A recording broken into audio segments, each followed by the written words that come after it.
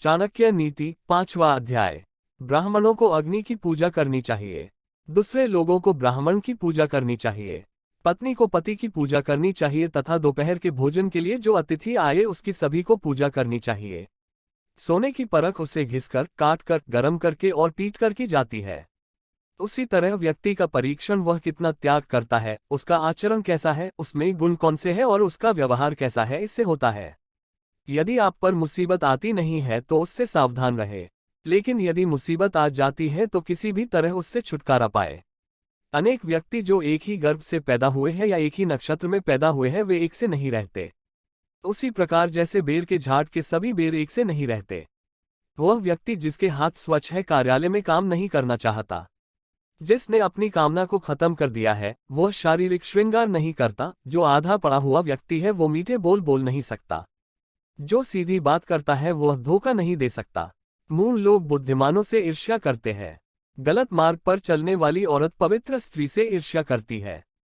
बदसूरत औरत खूबसूरत औरत से ईर्ष्या करती है।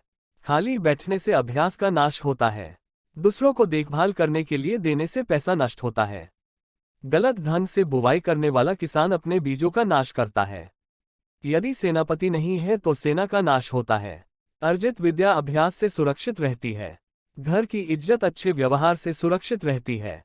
अच्छे गुणों से इज्जतदार आदमी को मान मिलता है।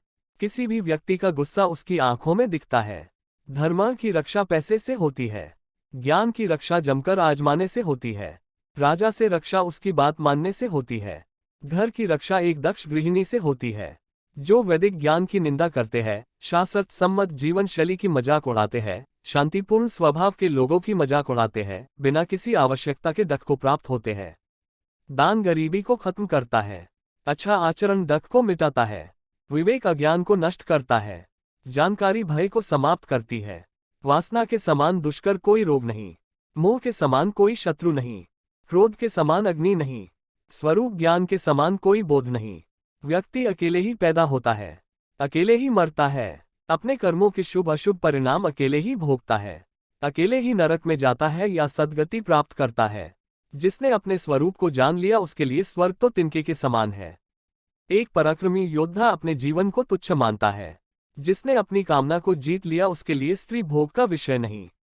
उसके लिए संपूर्ण ब्रह्मांड तुच्छ है जिसके मन में कोई आसक्ति नहीं। जब आप सफर पर जाते हो तो विद्यार्जन ही आपका मित्र है। घर में पत्नी मित्र है।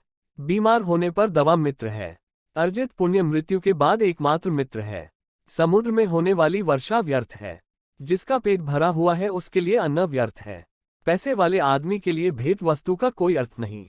दिन के समय जलता दिया व्यर्थ है। वर्षा के जल के समान कोई जल नहीं। खुद की शक्ति के समान कोई शक्ति नहीं।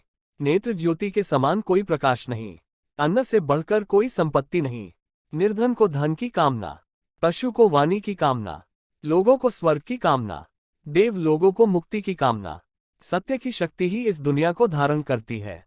सत्य की शक्ति से ही सूर्य प्रकाशमान है, हवाएं चलती है, सही में सब कुछ सत्य पर आश्रित है। लक्ष्मी जो संपत्ति की देवता है वह चंचला है। हमारी श्वास भी चंचला है। हम कितना समय जिएंगे इसका कोई ठिकाना नहीं। हम कहाँ रहेंगे यह भी पक्का नहीं। कोई बात यहाँ पर पक्की है तो यह है कि हमारा अर्जित पुण्य कितना है। आदमियों में नाई सबसे धूर्त है। कौवा पक्षियों में धूर्त है। लोमड़ी प्राणियों में धूर्त है। औरतों में लंपट औरत सबसे धूर्त है। ये सब आपके पिता है। 1. जिसने आपको जन्म दिया। 2. जिसने आपका यज्ञोपवीत संस्कार किया। 3. जिसने आपको पाया। 4. जिसने आपको भोजन दिया। 5. जिसने आपको भयपूर्ण परिस्थितियों में बचाया। इन सब को अपनी माता समझे। 1. राजा की पत्नी 2. गुरु की पत्नी 3. मित्र की पत्नी 4. पत्नी की माँ 5. आपकी माँ। 5वां अध्याय समाप्त।